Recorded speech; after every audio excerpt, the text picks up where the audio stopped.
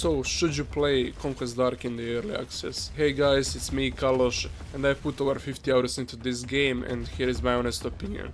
If you're someone who loves fast pace and over-the-top hack and slash games, then you are absolutely going to love it. This is the game for you. You'll be hooked from the first minute.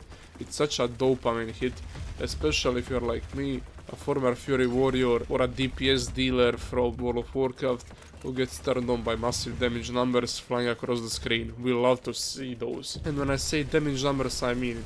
This game is the Mona Lisa of damage numbers. Watching them fly around is straight apart.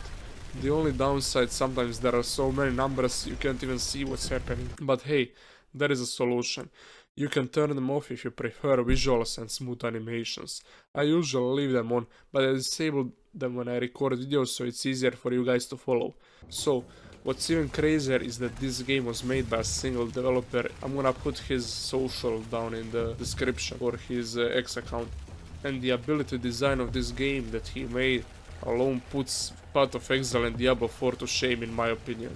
Seriously, other studios should be taking notes. This is how impactful combat should feel. You actually feel when your character hits something, you feel like the damage was done. Even if you have not damage numbers or you don't, you just feel that.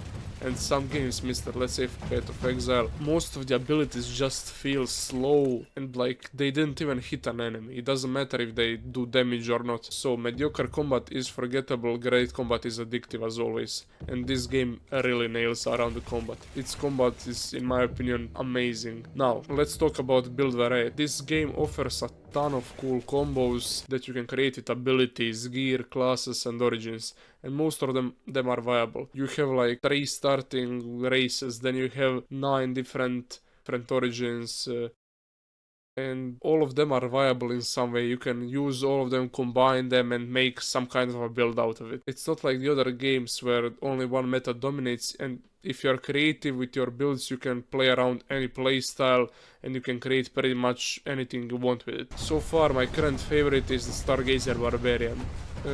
He shoots black holes to gather enemies, then slices them up with spinning scimitars. It's not the strongest build, but it's damn fun. Then also, another cool thing about this game is how many aspects of power it has. Let's say it has runes that give you a flat out percentage increases, it has projectile amounts, it has attack reaches, it has so many different ways to give you power and kind of work and correlate to actually create something viable and really something that works.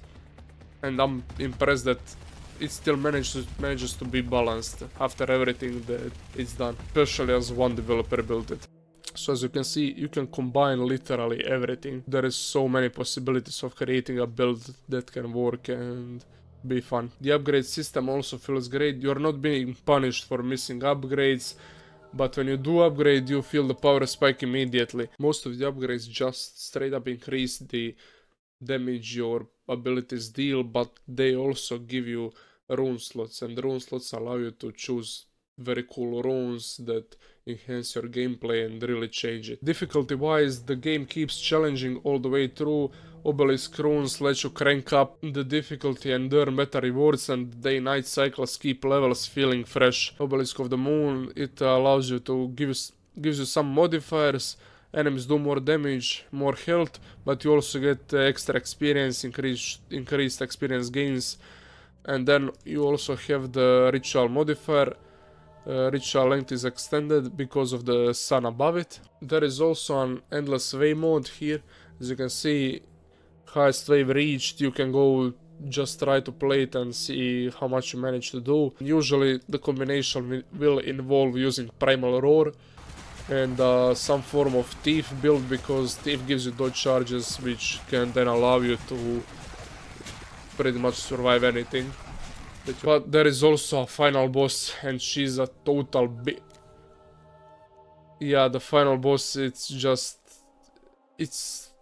really hard. Also, the developer says this encounter is hard. You are not expected to beat it with currently available power in the game. Oh, and the humor, it's hidden but hilarious. Runes that boost critical damage and critical strikes are called Big and Dick.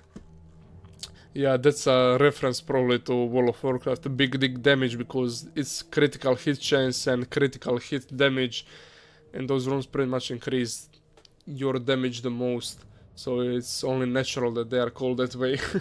I'm quite certain the developer is a big WoW player, since there is so many references like the Shield of Vengeance, Rampage, Bloodthirst. So the possible improvements I would like to see in the game is, first, is that the armor can be upgraded and isn't tied just to the game round, since it becomes annoying after some time when you want to try out the build you imagine, but you can get the armor you want to try it out with. So let's say every time you go into the main boss encounter, you have to pretty much pick every ability, re-roll it, and get it randomly to actually start the encounter again. And you cannot save those builds for later, so you waste like 15 to 20 minutes every time you go to fight a boss, or which just kind of gets annoying after you play for a while, but yeah, I believe that can be easily fixed. Then third, controlling damage number sizes. I love to see them, but hate have everything covered up. Fourth, the game would look real nice, more story features would be interesting, not just the descriptions of the locations. As you can see, there are like of the story in the game, but there is not much going on. Overall, the Conquest Dark is an absolute gem, especially for an early access title made by one person. If you are into high impact combat, build crafting, and just pure fun, please give it a shot, and it's a really amazing game. There is not much more I can say about it. I am also starting to stream regularly on Twitch. If you want to hang out live and play new games like Clair Obscure, Night Train and others, come say hi. And thanks for watching, I'll see you in the next one. Please like and subscribe and leave a comment.